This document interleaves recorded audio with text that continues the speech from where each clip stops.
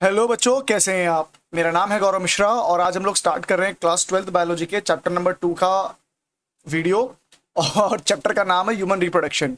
Now देखिए, I need you to understand at first, like most of the mammals, इंसान जो होते हैं वो कैसे हैं। हम लोग यूनिसेक्सुअल हैं, राइट। वी आर यूनिसेक्सुअल और you can also call our self as dioecious, right. Either you can call us as unisexual और dioecious, जिसका मतलब क्या होता है, हमारे अंदर जो सेक्सेस हैं वो सेपरेट होते हैं, right. We have sexes as separate. That means male would be a different entity and so would be the case with the female. दूसरा, अब समझने का बात करेंगे कि आपके पास, क्योंकि आप या तो मेल हो गए या तो आप फीमेल हो गए, तो आपके पास केवल एक ही प्रकार का सेक्स ऑर्गन होगा। That means if you are a male, you would have only male reproductive organs, and if you are a female, you will be having only the female reproductive organs. अगर मैं reproductive organs की बात करता हूं, ठीक है, if I'm talking about the reproductive organs, हम लोग क्या कर सकते हैं, इन reproductive organs को दो कैटेगरी में क्लासिफाई कर सकते हैं। पहला जो होगा वो बन जाएगा primary sex organ, right. The first one will become primary sex organs, the other one would be classified as secondary sex organ. Alright, so you have got primary sex organ and you have got secondary sex organs. Now, अगर मैं किसी organ को primary sex organ कह रहा हूं, अगर मैं किसी ऑर्गन को प्राइमरी सेक्स ऑर्गन कह रहा हूं और मैं किसी ऑर्गन को सेकेंडरी सेक्स ऑर्गन कह रहा हूं, तो इन दोनों के अंदर कुछ तो डिफरेंस होगा ही। तो जो प्राइमरी सेक्स ऑर्गन होते हैं बेटा, जो प्राइमरी सेक्स ऑर्गन होते हैं वो लोग क्या प्रोड्यूस करते हैं, वो प्रोड्यूस करते हैं दो चीजें। एक तो वो प्रोड्यूस करते हैं गैमेट्स और दूसरा वो प्रोड्यूस करते हैं हॉर्मोन्स। तो कोई भी ऐसा ऑर्गन जो डायरेक्टली गैमेट बनाने में इन्वॉल्व होता हो और हॉर्मोन्स बनाता हो, उस ऑर्गन को हम बोल सकते हैं प्राइमरी सेक्स ऑर्गन। तो in case of male, right, in case of the male the primary sex organ happens to be testis, and in case of the female the primary sex organ happens to be ovaries, right. So there are testes and the ovaries which are referred to as the primary sex organs. और बाकी जो भी organs हो गए testis और ovary के अलावा mail और फीमेल में, वो सारे क्या बन जाएंगे, सेकेंडरी सेक्स ऑर्गन्स। तो मेल के अंदर सेकेंडरी सेक्स ऑर्गन कौन बन जाएगा बेटा, मेल के अंदर जो सेकेंडरी सेक्स ऑर्गन हो जाएंगे उसके अंदर सबसे पहले अपने पास में आ जाएगा epididymis. Apart from this you can have vasa deferentia और vas deferens. Other than vas deferens, you could have prostate gland, you could have seminal vesicle, right? You could have a penis, right? All of these will be a part of the secondary sex organs. Female के अंदर secondary sex organ के नाम पर क्या रहेगा, female के अंदर secondary sex organ के नाम पे आ जाएगा फैलोपियन ट्यूब हो गई, राइट, फैलोपियन ट्यूब हो गई, यूट्रस हो जाएगा, राइट, वजाइना हो जाएगा। ये सारे जो ऑर्गन्स होंगे इन्हें कहा जाएगा सेकेंडरी सेक्स ऑर्गन, ठीक है। Secondary sex organ, primary sex organ. तो रिप्रोडक्टिव ऑर्गन्स को अगर मुझे क्लासिफाई करना हो बच्चों, तो मैं कितने कैटेगरी में क्लासिफाई कर सकता हूं, I can classify them into two categories. First of them will be the primary sex organ and the secondary would be secondary sex organ. चलिए आगे बढ़ते हैं। और अब देखो काम की बात, हमारे अंदर क्या होते हैं, हमारे अंदर जब आप ऑब्जर्व करते हो मेल और फीमेल को, तो आप देखोगे इनके अंदर विजिबल डिफरेंसेस होते हैं। क्या होते हैं, विजिबल डिफरेंसेस होते हैं। इन्हें कहा जाता है क्या, सेकेंडरी सेक्स कैरेक्टर। इन्हें क्या कहा जाएगा, सेकेंडरी सेक्स कैरेक्टर्स। और इस फिनोमिना को कहा जाता है सेक्सुअल डायमॉर्फिज्म। इसे कहा जाएगा क्या, इस फिनोमिना को कहा जाएगा सेक्सुअल डायमॉर्फिज्म। तो अगर आप एक फीमेल को देखते हो है और अगर आप किसी मेल को देखते हो, तो आप उनके फिजिकल अपीयरेंस को देख करके बता सकते हो कि सामने वाला जो व्यक्ति है वो मेल है या फीमेल है। और ये जो फिनोमिना होता है इसे कहा जाता है सेक्सुअल डायमॉर्फिज्म, राइट। चलिए, अगर इतना किस्सा समझ में आ गया हो तो हम लोग एनसीईआरटी को पकड़ते हैं और सबसे पहले समझने का प्रयास करते हैं क्या, we will try to understand various events that takes place during sexual reproduction in human, right? So events in human reproduction. ऐसे इवेंट्स जो हम देख पाएंगे कि ह्यूमन का जब रिप्रोडक्शन होगा, ह्यूमन रिप्रोडक्टिव सिस्टम की जब बात करोगे तो there are certain events that would take place. तो उसमें से सबसे पहला जो इवेंट होता है बेटा, उसको अपन कहते हैं फॉर्मेशन ऑफ गैमेट। क्या बोलते हैं? Formation of gamete. Formation of gametes. तो ये प्रोसेस जिसके द्वारा गैमेट्स बनते हैं उन्हें कहा जाता है gametogenesis. It is called as gametogenesis. So gametogenesis happens to be the process of formation of gametes in case of the male and the female. Now you can ask yourself a question. Okay, what all are the different gametes in male and female? So if in case of male you are talking, so the gamete produced would be sperm. Whereas in case of the female, the gamete produced would be ova or egg. सो बेटा अपने पास दो अलग अलग तरह के gametes हो जाते हैं, दो अलग अलग तरह के गैमेट्स हो जाते हैं। कौन कौन से? स्पर्म और ओवा। अब ये स्पर्म हो या ये ओवा हो, दोनों ही बनते हैं कुछ खास तरह के सेल से जिन्हें कहा जाता है गेमेटोगोनिया। क्या बोलते हैं? गेमेटोगोनिया, राइट। आप इन गेमेटोगोनिया को जर्म सेल्स के नाम से भी जान सकते हैं। तो अगर मैं जर्म सेल्स कहूं या मैं गेमेटोगोनिया कहूं, आपको समझ जाना है सर बात जो आप कर रहे हो दोनों एक ही चीज के बारे में है, right. Now comes a question, sperm कहां पे बना और ओवा कहां पे बना? स्पर्म जो है वो बनता है टेस्टिस के अंदर। कहां पे बनता है? टेस्टिस के अंदर। और ओवा जो है वो बनती है किसके अंदर? ओवरी के अंदर। ओवा जो है वो किस में से बनेगी? ओवरी में से बनेगी। और स्पर्म जो है वो किस में से बनेगा? वो बनेगा टेस्टिस में से। अब मजेदार क्या है बात? वो ये है कि जब आप इस जर्म लाइन सेल को ऑब्जर्व करते हो और आप इन गैमेट्स को ऑब्जर्व करते हो तो आपको पता चलता है जितनी भी जर्म लाइन सेल होती है वो होती है डिप्लॉइड। जितनी भी जर्म लाइन सेल होती है वो कैसी होती है? डिप्लॉइड होती है। मतलब क्रोमोसोम यहां पर पेयर्ड होते हैं। जबकि का जब आप इन गैमेट्स को ऑब्जर्व करोगे तो पता चलेगा ये हैप्लॉइड है। मतलब यहां पर क्रोमोसोम कैसे बेटा? पेयर्ड नहीं है, सिंगल क्रोमोसोम आपको देखने मिलेंगे, अनपेयर्ड क्रोमोसोम देखने मिलेंगे, राइट। अब वो प्रोसेस जिसके द्वारा एक मेल स्पर्म बनाता होगा और वो प्रोसेस जिसके द्वारा फीमेल ओवा बनाती होगी, both of them have got a different name. The process by which the male produces sperm is called as spermatogenesis. It is called as spermatogenesis. देखो जेनेसिस का मतलब होता है बनाना और स्पर्म तो आप समझ ही गए हो। वैसे ओवरी से जो ओवा बनता है उस प्रोसेस को कहा जाता है oogenesis। तो आपके पास में मेल के अंदर कौन सी प्रोसेस होती है बेटा? स्पर्मेटोजेनेसिस होती है। और दूसरा फीमेल के अंदर जो प्रोसेस होता होगा उसका क्या नाम हो जाएगा? बेटा? उसका नाम हो जाएगा, फीमेल वाली के नाम हो जाएगा oogenesis, राइट। चलिए, जो अगला इवेंट होता है बेटा, वो अपने गैमेट्स बना लिए हैं, है ना। हमने क्या कर लिए? गैमेट्स बना लिए हैं। जनरली देखो ये स्पर्म है हमारा और ये हमारी ओवा है। तो ओवा जो है वो भारी भरकम है, बड़ी है, नॉन मोटाइल है, आलसी है। और ये स्पर्म जो है ये बड़ा एक्टिव है, एकदम मोटाइल है और बड़ा छोटा सा है। तो हमें क्या कर रहा था? इस स्पर्म को ट्रांसफर करना था इस ओवा तक, ठीक है। तो अब क्या हो जाएगा? Transfer of sperm. क्या हो गया? ट्रांसफर ऑफ स्पर्म किसके अंदर? Into female genital tract. हम क्या करने वाले हैं? जो स्पर्म प्रोड्यूस हुए हैं उसको फीमेल के जो जेनाइटल ट्रैक्ट थी उसके अंदर क्या कर दिया जाएगा? डिस्चार्ज कर दिया जाएगा। और इस प्रोसेस को क्या कहा जाता है? इस प्रोसेस को कहा जाता है इंसेमिनेशन। क्या बोलते हैं? इंसेमिनेशन। अब ध्यान रखने वाली बात क्या है कि मेल जब स्पर्म ट्रांसफर करता है तो सिर्फ स्पर्म ट्रांसफर नहीं करता।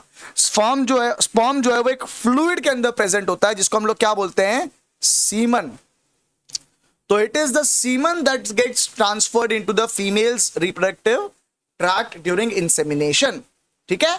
चलिए आगे बढ़िए। अब आया थर्ड इवेंट में क्या होगा बेटा? थर्ड इवेंट में क्या होगा?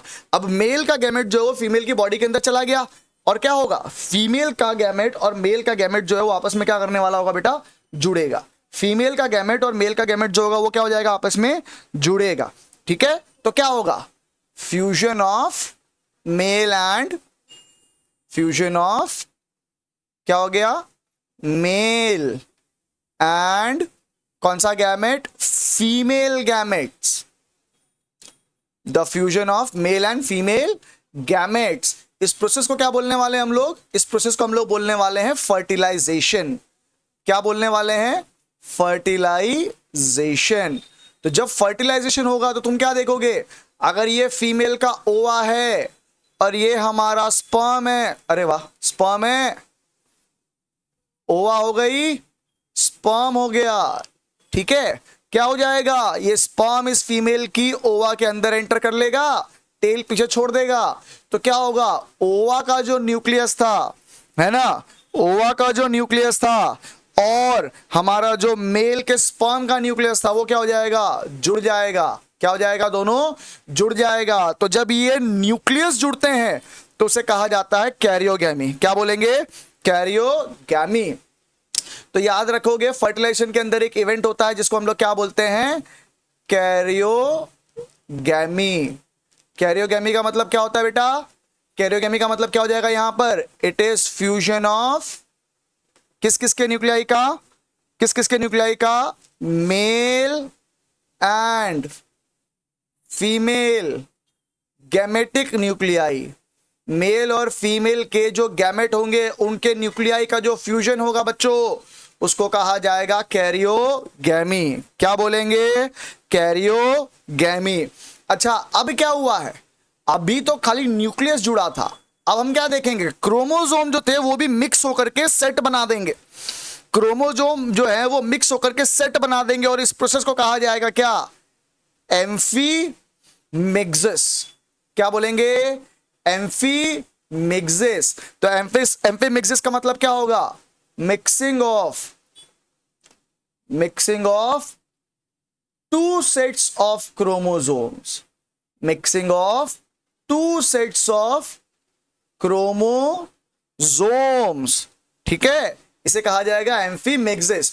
तो फर्टिलाइजेशन में मेल के और फीमेल के गैमेट का फ्यूजन हुआ, कैरियोगैमी हुई, एम्फीमेक्सिस हुआ, और इसकी जो प्रोडक्ट बनी है बेटा, इसकी जो प्रोडक्ट बनी है उसे क्या कहा जाएगा, जाइगोट। तो साथ साथ में क्या हो गया, फॉर्मेशन ऑफ जाइगोट। अब ध्यान रखना है कि ये हमारा स्पर्म हुआ, ये हमारी ओवा हुई। स्पर्म और ओवा का नेचर कैसा है, दोनों ही हैप्लॉइड हैं। जब ये जुड़ करके बनाएंगे जाइगोट तो उनका नेचर क्या हो जाएगा बेटा, डिप्लॉइड हो जाएगा। क्या हो जाएगा, डिप्लॉइड हो जाएगा। ठीक है, अब आगे बढ़िए और पहुंचिए किसके ऊपर, अब पहुंचिए आप लोग फोर्थ इवेंट पर।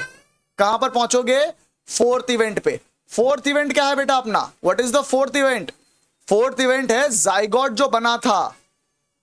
ठीक है, जाइगोट जो बना था वो डिवाइड करके क्या बना देगा, ब्लास्टोसिस्ट बना देगा। क्या बना देगा, ब्लास्टोसिस्ट बना देगा। क्या बनाएगा बेटा, ब्लास्टोसिस्ट। तो formation and development of blastocyst, formation and development of क्या हो गया बेटा, ब्लास्टोसिस्ट। इस ब्लास्टोसिस्ट का जो फॉर्मेशन होता है बच्चों, इस ब्लास्टोसिस्ट का जो फॉर्मेशन होता है उसको हम लोग क्या बोलते हैं, उसको हम लोग बोलते हैं, क्या बोलेंगे, क्या बोलेंगे बेटा, क्लीवेज। क्या बोलेंगे, क्लीवेज बोलेंगे।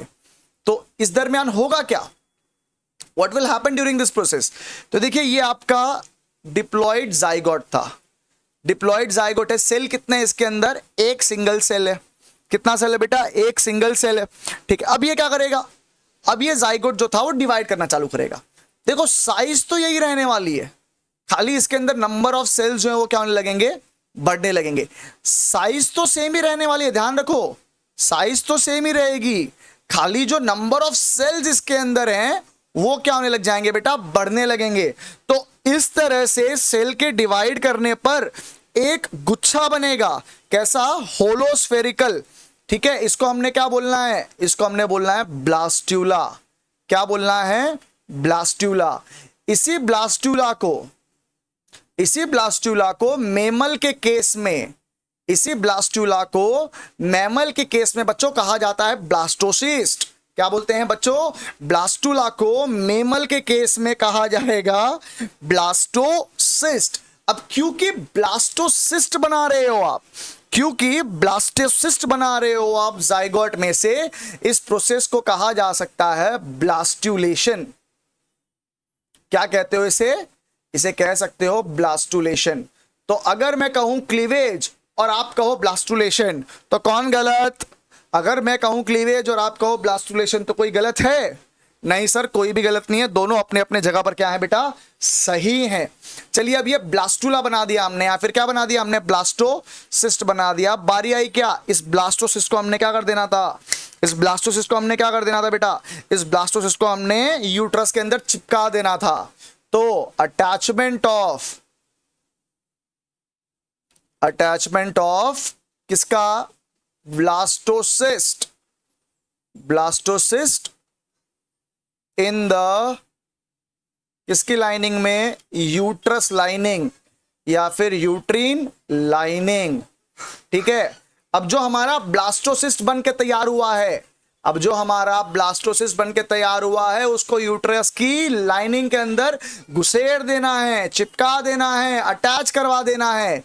इस प्रोसेस को बच्चों कहेंगे हम लोग इम्प्लांटेशन। क्या बोलेंगे बेटा? इम्प्लांटेशन। तो इम्प्लांटेशन के अंदर क्या हुआ? जैसे मानिए ये आपका यूट्रस है, देखो आपका मेरा ये सब निकलता रहेगा, ठीक है ना? तो इसको पकड़ के रखने का नहीं। देखो सबसे बाहर वाला लेयर का नाम क्या हो गया? बाहर वाले लेयर का नाम क्या हो गया? एपिमेट्रियम या पेरीमेट्रियम। ठीक है। बीच वाला लेयर कौन हो गया? मायोमेट्रियम। और सबसे अंदर वाला लेयर कौन हो गया? सबसे अंदर वाला लेयर हो गया एंडोमेट्रियम। तो यूट्रस के हो गए 3 लेयर, बाहर से अंदर जाओगे एपिमेट्रियम, मायोमेट्रियम, एंडोमेट्रियम। तो जो हमारा ब्लास्टोसिस्ट होगा ना बच्चों, वो इस एंडोमेट्रियम के अंदर जाके चिपक जाएगा। और इस चिपकने की जो प्रोसेस होती है बेटा, इस चिपकने की जो प्रोसेस होती है उसको क्या कहा जाएगा? इम्प्लांटेशन। क्या बोलोगे? इम्प्लांटेशन। चलो 5वां पॉइंट हो गया। अब आगे बढ़िए 6th पॉइंट पे आइए। जब ये अटैच हो जाता है तो क्या होता है? तो होता है एक इवेंट जिसको कहते हैं जेस्टेशन या फिर एम्ब्रियोनिक डेवलपमेंट। क्या बोलेंगे? Embryonic development. एम्ब्रियोनिक डेवलपमेंट का मतलब क्या हो गया? अब हमारा जो जाइगोट था वो कन्वर्ट हो गया किसके अंदर? एम्ब्रियो के अंदर।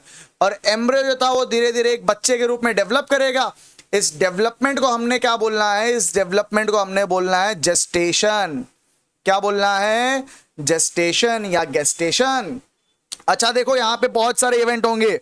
सबसे पहला जब ये क्या था तुम्हारा? ये ब्लास्टोसिस जब एंडोमेट्रियम के अंदर गया तो उसके अंदर सबसे पहले क्या करना था? फॉर्मेशन ऑफ प्लेसेंटा करना था। क्या करना था? Formation of placenta. Just a minute, formation of placenta करना था। अब प्लेसेंटा को मैंने क्या करना है? प्लेसेंटा का मतलब समझ में आ रहा है? क्या होता है प्लेसेंटा? प्लेसेंटा क्या है पता है? प्लेसेंटा है ये एक ऐसा कनेक्शन है, एक ऐसा फिजियोलॉजिकल कनेक्शन है जो मां और बच्चे के बीच में, ठीक है, it is a physiological connection जो क्या करने वाला है? मां और बच्चे के बीच में चीजों का आदान प्रदान करवाएगा। सबसे पहले ये क्या एक्सचेंज करवाएगा? न्यूट्रिशन।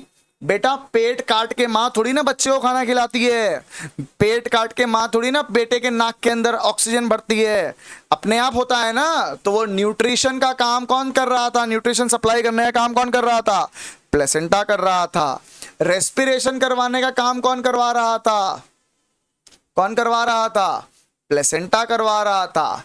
साथ ही साथ में बच्चे के अंदर जो हार्मफुल वेस्ट प्रोडक्ट बन रहे हैं, है ना, मेटाबॉलिज्म की वजह से, उस हार्मफुल वेस्ट प्रोडक्ट को भी क्या करना था? बाहर निकालना था बच्चे के शरीर से। ये सब काम कौन करवाएगा? ये सब काम कौन करवाएगा? ये सब काम करवाएगा प्लेसेंटा। ठीक है, तो पहला तो हो गया फॉर्मेशन ऑफ प्लेसेंटा। दूसरा क्या होगा? दूसरा होगा गैस्ट्रुलेशन। गैस्ट्रुलेशन, बेटा गैस्ट्रुलेशन का मतलब क्या होता है? गैस्ट्रुलेशन का मतलब क्या होता है? हमने क्या देखा? हमने देखा बना ब्लास्टोसिस्ट। कौन बना था? ब्लास्टोसिस्ट। इस ब्लास्टोसिस्ट को मैं कन्वर्ट कर दूंगा किसके अंदर? इसको मैं कन्वर्ट कर दूंगा गैस्ट्रूला के अंदर। किसके अंदर? गैस्ट्रूला के अंदर। अच्छा, ये ब्लास्टूला और गैस्ट्रूला के अंदर क्या फर्क है?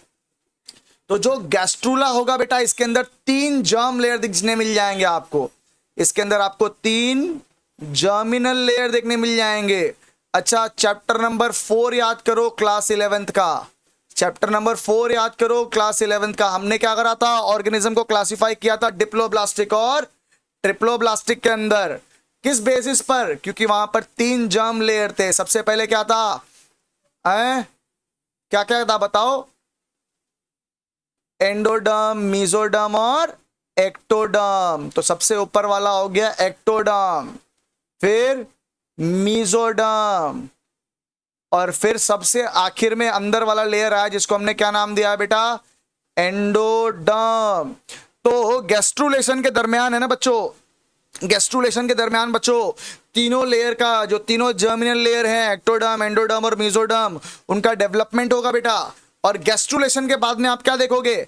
गैस्ट्रुलेशन के बाद में आप देखोगे डेवलपमेंट होते हुए किसका? ऑर्गन्स का। किसका डेवलपमेंट होगा? ऑर्गन का होगा।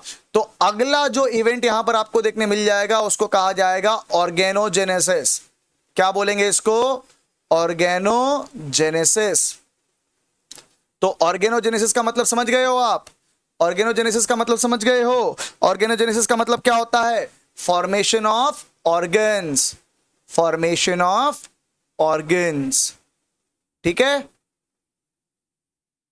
चलिए अब जब ये सब हो गया, जब ये ऑर्गन बन गए हैं, बच्चे का डेवलपमेंट हो गया, शरीर पे हेयर वेयर आ गए, सब कुछ हो गया, अब क्या करना है? अब अंतिम समय आ गया है।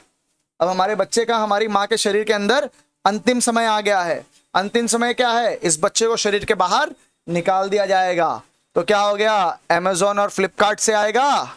नहीं आएगा, माँ के शरीर से बच्चा आएगा। तो इसे क्या कहा जाएगा? Delivery of baby. Delivery of baby. और ये प्रोसेस जिसके द्वारा जो शरीर, माँ के शरीर से बच्चा बाहर निकलेगा, उसे कहा जाएगा पार्ट्यूरेशन। पार्ट्यूरेशन। पार्ट्यूरेशन का मतलब क्या होता है? Delivery of baby. अच्छा, यहां पे TUI लगा दिया क्या मैंने? अच्छा, पार्ट्यूरेशन।